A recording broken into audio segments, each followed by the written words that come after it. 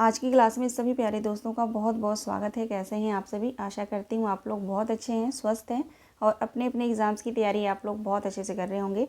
तो आज की क्लास में जो है हम पढ़ने वाले हैं रामधारी सिंह दिनकर के सभी महत्वपूर्ण तथ्यों को। आप सभी को पता होगा कि हिंदी साहित्य में जो है ऐसे महत्वपूर्ण कवि हैं जिनकी रचनाएँ जो है हिंदी साहित्य के जगत में बहुत ही उच्च स्थान रखती हैं। वहाँ से जो है 100% प्रश्न आना ही आना है, ठीक है। तो इसलिए जो है मैंने महत्वपूर्ण कवियों की सीरीज़ में है जो है 30+ है ना, 30+ कवियों को जो है मैंने रखा है, ठीक है। इसलिए जो है मैं क्लासेस ले रही हूँ ताकि इनके सभी महत्वपूर्ण तथ्य जो है आपको एक जगह इकट्ठा मिल जाए और आप अपनी तैयारी जो है आसानी से कर पाएँ, ठीक है। ज़्यादा बड़ा नहीं रहता है, 30 से 35 मिनट या 20 मिनट की क्लासेस होती हैं। तो रिक्वेस्ट है आप सभी दोस्तों से कि ये क्लासेस आप लोग ज़रूर देखा करिए, ठीक है। बीच बीच में जो है मैं एक दो क्लासेस इससे जो है अपलोड करती रहती हूँ, ठीक है ना।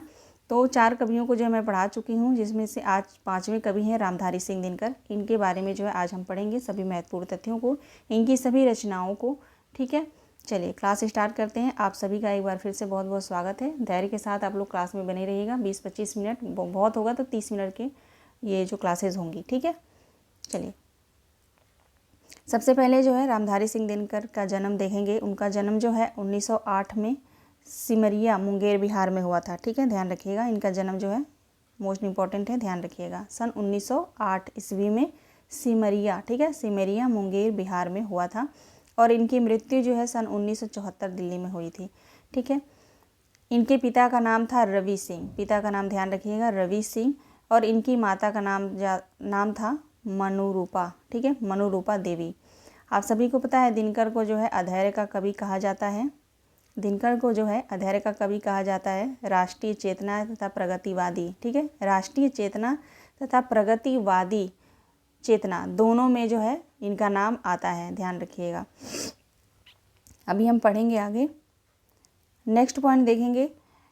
इन पर राम नरेश त्रिपाठी की रचना पथिक, ठीक है, यानी कि रामधारी सिंह दिनकर पर जो है राम नरेश त्रिपाठी की रचना पथिक, ठीक है, पथिक रचना किसकी है? राम नरेश त्रिपाठी की। तथा मैथिली षड़क गुप्त की रचना भारत भारती का जो है विशेष प्रभाव पड़ा है, ठीक है। विशेष प्रमाण नहीं, प्रभाव होगा यहाँ पे, प्रभाव, ठीक है, प्रभाव पढ़ा होगा यहाँ पे, पढ़ी नहीं होगा, ठीक है। दिनकर जी स्वयं को मैथिली षड़क गुप्त के सामने महज डिप्टी राष्ट्र कवि हूँ ये माना है, ठीक है। रामधारी सिंह दिनकर ने जो है स्वयं को मैथिली षड़क गुप्त के सामने जो है महज डिप्टी राष्ट्र कवि हूँ ये अपने आप को इन्होंने माना है, ठीक है। रामधारी सिंह दिनकर प्रथम रचना जो है इनका प्रणभंग है। रामधारी सिंह दिनकर की प्रथम रचना की बात करें तो क्या है? प्रणभंग है, जो कि एक प्रबंध काव्य है, ठीक है। प्रणभंग जो इनकी रचना है वो प्रबंध काव्य है, ध्यान रखिएगा। रामधारी सिंह दिनकर जो है स्वतंत्रता पूर्वक एक विद्रोही कवि के रूप में स्थापित हुए। इनको विद्रोही कवि के रूप में भी हम जानते हैं, ध्यान रखिएगा। क्वेश्चन आता है कि इनमें से किस कवि को जो है हम विद्रोही कवि के रूप में जानते हैं, ठीक है, या प्रचलित हैं, तो रामधारी सिंह दिनकर हो जाएंगे। नेक्स्ट पॉइंट देखेंगे द्वापुर, ठीक है, द्वापर युग होगा यहाँ पे ना, थोड़ा सा मिस्टेक है क्योंकि ये मेरा नोट्स है, आप सभी को पता है। मैं टेक्स्ट को कन्वर्ट करी हूँ तो थोड़ा सा मिस्टेक हो जाता है वर्ड, है ना। द्वापर होगा यहाँ पे, ध्यान दीजिएगा, ठीक है। द्वापर युग की ऐतिहासिक घटना महाभारत पर आधारित उनके ही प्रबंध काव्य कुरुक्षेत्र, ठीक है, कुरुक्षेत्र इनका प्रबंध काव्य है, जो कि विश्व की 100 सर्वश्रेष्ठ काव्यों में जो है 5वां स्थान प्राप्त है। यानी कि इनकी रचना जो है कुरुक्षेत्र, जो कि एक प्रबंध काव्य है, वो जो है 100 यानी 100 सर्वश्रेष्ठ काव्यों में जो है इसको 5वां स्थान प्राप्त है, ये ध्यान रखेंगे। हुंकार और रेणुका इनकी रचना है। हुंकार और, अभी सब रचना को हम आगे पढ़ेंगे प्रकाशन वर्ष के साथ, ठीक है, ध्यान रखिएगा। हुंकार और रेणुका नामक रचनाओं को लिखने के कारण जो है ब्रिटिश सरकार ने इनके सिरे से खारिज करते हुए इनको सरकारी नौकरी से निकाल दिया जाता है, ध्यान रखिएगा। हुंकार और रेणुका ये दो जो ऐसी रचनाएं हैं जिसके कारण जो है ब्रिटिश सरकार इनको सरकारी नौकरी से निकाल देती है, ठीक है। राज्यसभा में नेहरू महोदय के बाद ये राज्यसभा चुने गए।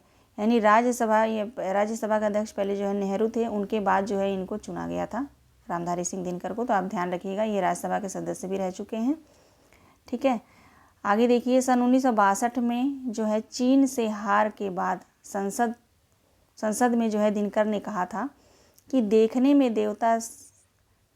में देवता सदृश लगता है, बंद कमरे में बैठकर गलत हम्ब लिखता है, जिस पापी को गुड़ नहीं गोत्र प्यारी हो, समझो उसी में हमें मारा है। जिस पापी को गुड़ नहीं गोत्र प्यारी हो, समझो उसी ने हमें मारा है। तो मोस्ट इम्पॉर्टेंट पंक्ति है, ये पंक्ति जो है रामधारी सिंह दिनकर की है। ठीक है, पूछा जा सकता है कि कहाँ पे इन्होंने कहा था, तो ध्यान रखिएगा संसद। ठीक है, आगे चलेंगे, नेक्स्ट पॉइंट देखेंगे, रेणुका नामक रचना में मानवतावादी प्रवृत्ति। ठीक है, मानवतावादी प्रवृत्ति के दर्शन होते हैं, जबकि हुंकार नामक रचना में जो है क्रांति की भावना पर बल दिया गया है। ध्यान रखिएगा, रेणुका जो इनकी रचना है उसमें जो है मानवतावादी प्रवृत्ति का जो है दर्शन होते हैं। ठीक है, या वहाँ पे वर्णन है। ठीक है, जबकि हुंकार जो इनकी रचना है उसमें जो है क्रांति की भावना पर बल दिया गया है। ठीक है, ध्यान रखिएगा।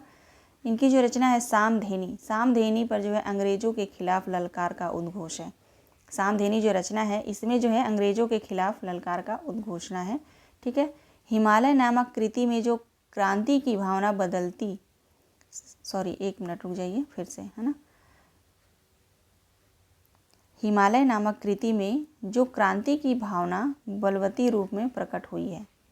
यानी कि हिमालय नाम की जो इनकी रचना है उसमें जो है क्रांति की भावना उसमें जो है प्रकट हुई है। ठीक है, क्रांति की भावना उसमें है, ये आप लोग ध्यान रखिएगा। मैंने कहा ना वो नोट्स से थोड़ा मैं करी हूँ तो कहीं कहीं पे थोड़ा मिस्टेक है, लेकिन मैं जो बोल रही हूँ उस पर ध्यान दीजिएगा। अब जो है इनकी रचनाओं को हम देखेंगे, बहुत सारी रचनाएं हैं इनकी। ठीक है, ऐसी जो रचनाएं हैं जो आप लोगों ने शायद अभी नहीं देखा होगा, है ना, क्योंकि सरस्वती पांडे गोविंद पांडे की बुक में अगर आप देखेंगे तो उसमें जो है टोटल इनकी 16 रचनाएं ही दी गई हैं। ठीक है, लेकिन अब मैं जो है मूल पुस्तक से पढ़ा रही हूँ तो इसमें आपको बहुत सारी नई रचनाएं देखने को मिलेंगी। ठीक है, अगर आपने पुस्तक देखा है तो आप इन रचनाओं से भली बात परिचित होंगे, अगर आपने पुस्तक नहीं पढ़ा है तो ये रचनाएं आप लोग ज़रूर लिख लीजिएगा। ठीक है, पहली रचना इनकी देखिए, बारदौली विजय। ठीक है, बारदौली विजय जो 1928 में है, बारदौली विजय संदेश। ठीक है, 1928 ईस्वी में। दीपक जो एक कविता है, ठीक है, ध्यान रखिएगा, दीपक किसकी कविता है, तो रामधारी सिंह दिनकर की। तीसरा है प्रणभंग जो एक काव्य संग्रह है, प्रणभंग इनका काव्य संग्रह है और इनकी पहली रचना भी है। ठीक है, 1929 प्रणभंग। रेणुका, ठीक है, रेणुका 1935। हुंकार 1938। ठीक है, हुंकार है 1938 में। और रसवंती 1939। द्वंद्व गीत 1940। कुरुक्षेत्र 1946। द्वंद्व गीत जो है यहाँ पे 39 दिया है। ठीक है, ध्यान रखिएगा। ठीक है, द्वंद्व गीत जो है वहाँ पे 1940 दिया है ना, आप सरस्वती पांडे गोविंद पांडे की बुक में देखेंगे तो वहाँ पे जो है 39 दिया है द्वंद्व गीत। नहीं, मैं मिस्टेक कर रही हूँ, शायद वो 40 ही दिया है ना। ठीक है, बिल्कुल ठीक है, 39 नहीं है, बिल्कुल सही है। ठीक है, रसवंती, हाँ अब याद आया मुझे, रसवंती जो रचना है ये 39 है ना, यहाँ पे बुक में 39 ही दिया है।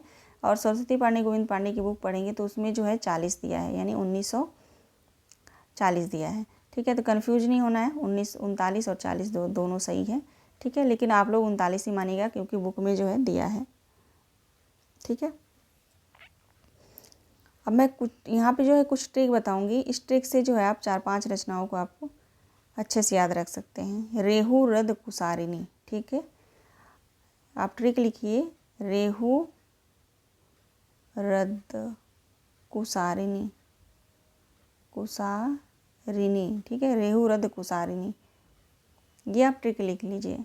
ठीक है, र से हो जाएगा रेणुका, हु से हो जाएगा हुंकार, रेहू र फिर र से हो जाएगा रसवंती, द से हो जाएगा द्वंद्व गीत, कु से हो जाएगा कुरुक्षेत्र, रेहू रद कुसारिनी, स से हो जाएगा सामधेनी। ठीक है, ध्यान रखिएगा, स से हो जाएगा सामधेनी और री से हो जाएगा रश्मि रथी। ठीक है, रश्मि रथी अभी नीचे है। ठीक है ना, रश्मि रथी और नी से हो जाएगा नील कुसुम। ठीक है, नील कुसुम अभी नीचे है। ठीक है, तो ये आप लोग ट्रिक लिख लीजिए। इस ट्रिक से जो है 1 2 3 4 5 6 7 8 रचनाओं को आप इनका अच्छे से याद रख सकते हैं। ठीक है, रेहू रद कुसारिनी, र से रेणुका, ह से हुंकार, फिर र से रसवंती, द से द्वंद्व गीत, कु से कुरुक्षेत्र, स से सामधेनी, उसके बाद री से रश्मि रथी और नी से हो जाएगा नील कुसुम। ठीक है, नील कुसुम अभी नीचे वो रचना है, अभी हम देखेंगे। ठीक है, इस ट्रिक को आप लोग ज़रूर याद रखिएगा। उसके बाद है कविश्री 1957 में। ठीक है, सीपी और शेख, यहाँ पे होगा सीपी और शेख 57 में है। नए सुभाषित, ये सभी रचनाएं आपको पुस्तक में मिलेंगी। ठीक है, नए सुभाषित ये भी 1957 में है। लोकप्रिय कवि दिनकर 1987, उर्वशी 1961। ठीक है, इनकी रचना है उर्वशी, जिस पे इनको जो है ज्ञानपीठ पुरस्कार मिला था। ठीक है, ध्यान रखिएगा, ज्ञानपीठ पुरस्कार जो है इनको मिला था उर्वशी पे। उसके बाद है परशुराम की प्रतीक्षा। परशुराम की प्रतीक्षा पे जो है इनको आप सभी को पता है साहित्य अकादमी पुरस्कार मिला था, है ना। आत्मा की आंखें, इनकी रचना है आत्मा की आंखें। अब यहाँ से देखेंगे, मोस्ट इम्पोर्टेंट रचना है इनकी बापू, ध्यान रखिएगा 1947। बापू बहुत ही महत्वपूर्ण रचना है इनकी। 12वां है इतिहास के आंसू, ये भी बहुत महत्वपूर्ण रचना है, 61 में है। ठीक है, ध्यान रखिएगा, उर्वशी और इतिहास के आंसू दोनों रचनाएं जो है 61 में है। ठीक है, धूप और धुआं, धूप और धुआं 1951 में। मिर्च का मज़ा, ये सभी रचनाएं बार बार मैं आपको बता रही हूँ, सरस्वती पांडे गोविंद पांडे की बुक में नहीं मिलेगा। हाँ, नीम के पत्ते मिल जाएंगे आपको शायद, है ना। और आत्मा की आंखें ये भी है। धूप की धुआं जो है आपको सरस्वती पांडे गोविंद पांडे की बुक में मिलेगा। ठीक है, अगली रचना इनकी रश्मि रथी, रश्मि रथी। ठीक है, 1952। दिल्ली, मोस्ट इम्पॉर्टेंट इनकी रचना है दिल्ली 1954 में। नीम के पत्ते, यहाँ पे नीम होगा, नीम के पत्ते। ठीक है, 1954, नीम के पत्ते 1954। उसके बाद है नील कुसुम। ठीक है, नील कुसुम 1954। उसके बाद है सुरण का ब्याह, ये भी ध्यान रखिएगा, सुरण का ब्याह। ठीक है, और इनकी रचना देखिए, सुरण का ब्याह, चक्रवाल। ठीक है, कोयल भी कवित्त का, कोयल भीर कवित्त का। ठीक है, उसके बाद है मुक्ति तिलक, हारे को हरिनाम। ठीक है, हारे को हरिनाम 1970 में है। संचेता, है ना, संचेता 1973 में है। और शर्मेडोल, ठीक है, शर्मेडोल जो है 1974 ईस्वी में है। ठीक है, तो ये सभी रचनाएं जो हैं आप यहाँ पे देख सकते हैं। सॉरी। ठीक है, अब इनकी जो गद्य रचनाएं हैं वो यहाँ पे हैं, ये सारी गद्य जो है गद्य रचनाएं हैं। ठीक है, ध्यान रखिएगा। मिट्टी की ओर, ठीक है, 1946 में। चित्तौड़ का शासक, यहाँ पे चित्तौड़ होगा, चित्तौड़ का शासक 1949। ठीक है, अर्धनारीश्वर 1952। रीति के फूल 1954। हमारी सांस्कृतिक एकता, ठीक है, हमारी सांस्कृतिक एकता भी 1955 में है। और हमारी सांस्कृतिक कहानी, ठीक है, दोनों 55 में है। और राष्ट्रभाषा और राष्ट्रीय एकता, तीनों रचनाएं जो है एक जगह आप लोग इकट्ठा याद कर लीजिएगा, बहुत ही महत्वपूर्ण है। उसके बाद है संस्कृति के 4 अध्याय 1956 में। उजली आग 1956 में। देश विदेश, ठीक है, देश विदेश 1957। और काव्य की भूमिका 1958। ठीक है, ये देख सकते हैं यहाँ पे तीनों रचनाएं जो है बहुत ही 4 यहाँ पे जो है इकट्ठे रचनाएं दी गई हैं, तो इनको आप लोग याद रखिएगा। ठीक है, हमारी संस्कृति की एकता, भारत की सांस्कृतिक कहानी, राष्ट्रभाषा और राष्ट्रीय एकता, और संस्कृति के 4 अध्याय। ठीक है, यहाँ पे ये सारी गद्य रचनाएं हैं इनकी। ठीक है, वेणुवन 1958, वट पीपल 1961, लोकदेव नेहरू 1965, शुद्ध कविता की खोज 1966, साहित्यमुखी 1968, हे राम 1968, स्मरण और श्रद्धांजलियाँ 1970, चेतना की शिक्षा शिला, है ना, 1973, और विवाह की मुसीबतें 1973। ये सभी गद्य रचनाएं हैं, तो उनको आप लोग याद रखिएगा। ठीक है, अब जो है महत्वपूर्ण कवियों के जो है इनके बारे में जो है महत्वपूर्ण जो आलोचक हैं उन्होंने क्या क्या कहा है, ठीक है, उसके बारे में हम अब पढ़ेंगे। थोड़ा सा मेरा गला खराब है। देखेंगे हजारी प्रसाद द्विवेदी, ये कहते हैं कि दिनकर जी अहिंदी भाषियों के बीच हिंदी के सभी कवियों में सबसे अधिक ज़्यादा, ठीक है, ज़्यादा होगा यहाँ पे, सबसे अधिक ज़्यादा लोकप्रिय थे और अपनी मातृभाषा से प्रेम करने वाले के प्रति प्रतीक थे। ठीक है, ये जो कथन है वो हजारी प्रसाद द्विवेदी का कथन है। हरिवंश राय बच्चन का कथन देखिए, कहते हैं कि दिनकर जी एक नहीं बल्कि गद्य पद्य भाषा और हिंदी सेवा के लिए अलग अलग 4 ज्ञानपीठ पुरस्कार दिए जाने चाहिए। ये कहते हैं कि दिनकर जी को एक नहीं बल्कि गद्य और पद्य भाषा और हिंदी सेवा के लिए इनको अलग अलग 4 ज्ञानपीठ पुरस्कार देने चाहिए। तो 4 ज्ञानपीठ पुरस्कार देने चाहिए, ये याद रखिएगा। तो आपको याद रहेगा कि ये कथन जो है हरिवंश राय बच्चन जी का है रामधारी सिंह दिनकर के लिए।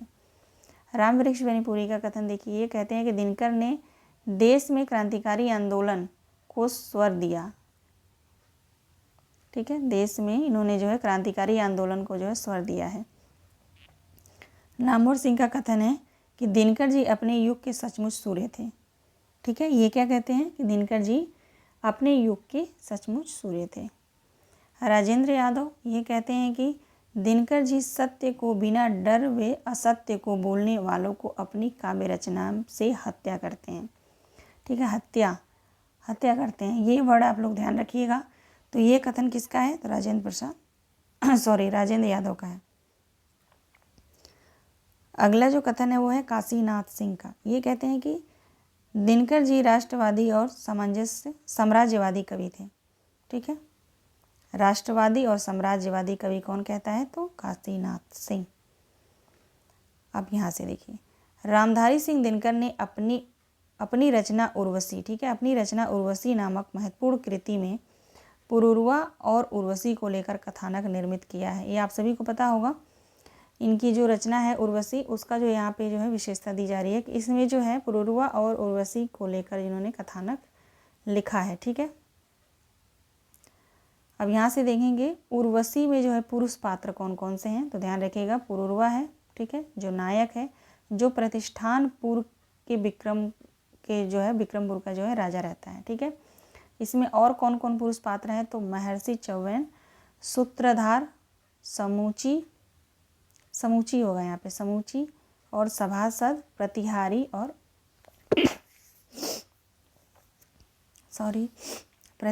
और प्रारंभ।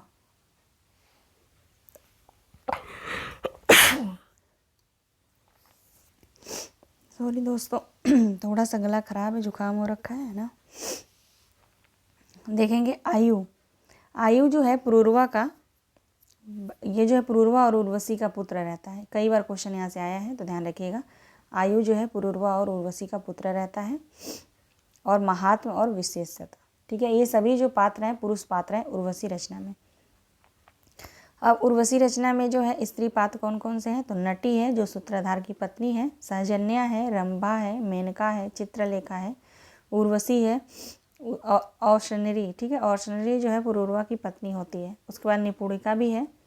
ठीक है, ध्यान रखिएगा, निपुणिका जो है उपन्यास है तमस, उसमें भी पात्र है। ठीक है, मंदिका भी है, सुकन्या भी है और अपाला भी है। ये सारे जो स्त्री पात्र हैं। ठीक है, आगे देखेंगे। नेक्स्ट पॉइंट है उर्वशी दिनकर की सर्वश्रेष्ठ सौंदर्य चेतनात्मक प्रबंध काव्य है, जिसे स्वयं कवि ने गीत नाट्य कहा है और यह सर्वमान्य भी है। तो आप ध्यान रखिएगा, उर्वशी जो रचना है वो एक जो है गीत नाट्य है, आप सभी को पता होगा, और सर्वमान्य भी है। गीत नाट्य इसको स्वयं दिनकर जी ने ही कहा है। ठीक है, उर्वशी में कितने अंक हैं? तो 5 अंक हैं, जिसे एक संभाव्य रूपक काव्य कहा जा सकता है, जिसमें दिनकर जी ने केंद्रीय भाव प्रेम को रखा है। ठीक है, उर्वशी का जो केंद्रीय भाव है वो क्या है? तो प्रेम है। ये ध्यान रखिएगा। कितने अंक हैं? तो 5 अंक हैं। ठीक है, रामधारी सिंह दिनकर को उर्वशी नामक रचना पर 1972 ईस्वी में जो है ज्ञानपीठ पुरस्कार प्राप्त हुआ था। दिनकर की रचनाओं में राष्ट्रीय सांस्कृतिक चेतना के साथ साथ प्रगतिवादी चेतना दोनों विद्यमान है। ये आप ध्यान रखिएगा, इनकी रचनाओं में जो है राष्ट्रीय सांस्कृतिक चेतना के साथ साथ प्रगतिवादी चेतना भी विद्यमान है। आगे देखेंगे, दिनकर ने अपनी रचना परशुराम की प्रतीक्षा में जो है चीन के युद्ध का सचित्र वर्णन किया है। परशुराम की प्रतीक्षा में आप लोग ध्यान रखिएगा, चीन के युद्ध का इन्होंने सचित्र वर्णन किया है, जिसमें भारतीय राजनीति का जो है वो पोल खोला गया है। राष्ट्रीयता का उत्कर्ष दिनकर के काव्य का मुख्य अंश था। ठीक है, इनके काव्य का जो है मुख्य अंश क्या था, तो राष्ट्रीयता का उत्कर्ष, ये आप ध्यान रखिएगा। परंतु रश्मि रथी नामक रचना में कर्ण के चरित्र को वर्णित करते हुए कृष्ण के उपरांत सर्वश्रेष्ठ बताया है। ठीक है, यानी इन्होंने कृष्ण से श्रेष्ठ जो किसको बतलाया है, तो कर्ण को बतलाया है रामधारी सिंह दिनकर ने, ये आप ध्यान रखेंगे। ठीक है, रामधारी सिंह दिनकर ने अपनी रचना रेणुका, ठीक है, अपनी रचना रेणुका में कई रचनाओं को संग्रहित किया है, जिसमें 27 कविताएं संकलित हैं।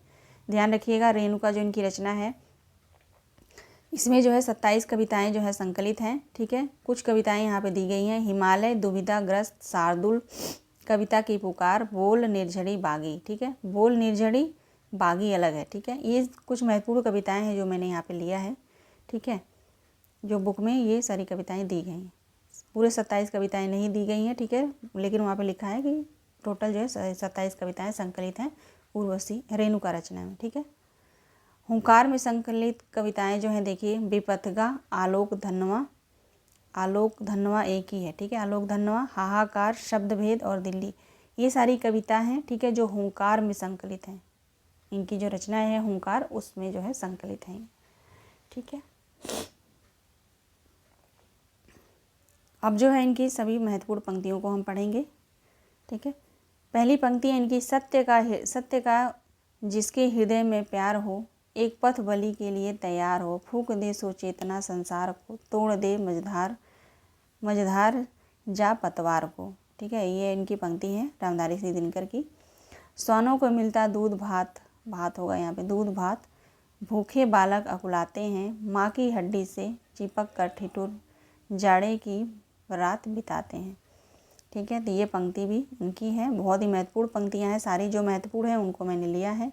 ठीक है, हटो व्योम के मेघ पथ से स्वर्ग लूटने हम आते हैं, दूध है वत्स, दूध खोजने हम जाते हैं। ध्यान रखिएगा, दूध जहाँ शब्द है वो पंक्ति जो है रामधारी सिंह दिनकर की है। ओके, माँ रोती बहनें, ठीक है, कहते हैं कि माँ रोती बहनें कहार रही, घर घर व्याकुल जागी, उपल सीरियों बिधल तुम, किधर चले मेरे बागी। तो ये भी महत्वपूर्ण पंक्ति है।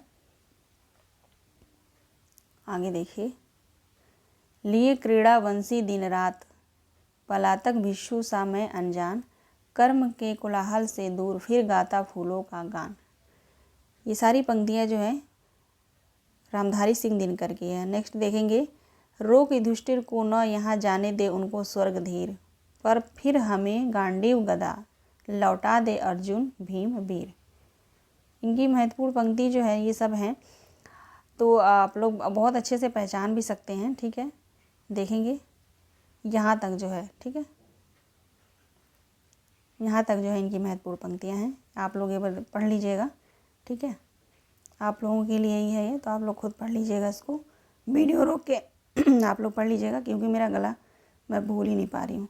ठीक है, नहीं तो मैं पढ़ा देती। ठीक है, यही क्लास समाप्त करते हैं। आप सभी दोस्तों का बहुत बहुत धन्यवाद। थोड़ा सा आज सा मिस्टेक हुआ, क्योंकि गला बहुत जो बैठा पड़ा है, बोला नहीं जा रहा मेरे से। ठीक है, क्योंकि मैं इसी वजह से कल भी क्लास नहीं ले पाई थी। ठीक है ना, तो मिलते हैं नेक्स्ट वीडियो में। सभी दोस्तों का बहुत बहुत धन्यवाद। अपनी तैयारी करते रहिए और स्वस्थ रहिए, अपना ख्याल रखिए।